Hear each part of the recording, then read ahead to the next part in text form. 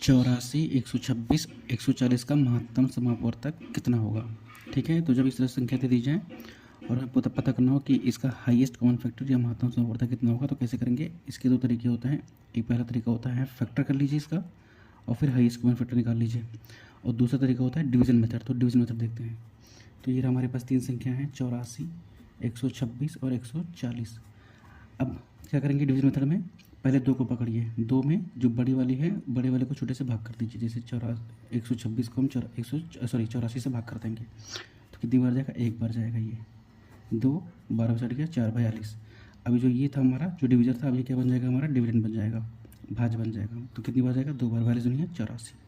अब जो last divisor था, इन दोनों क्या हो जाएगा, हाईएस्ट कॉमन फैक्टर हो जाएगा। तो इसका हाईएस्ट कॉमन फैक्टर कितना हो गया, 42। कब, जब शेषफल 0 हो जाए। अब हम इसका और इसका हाईएस्ट कॉमन फैक्टर निकालेंगे। तो बड़े वाले को फिर से छोटे से भाग कर दीजिए। तो 140 और 42, 1 सेकेंड।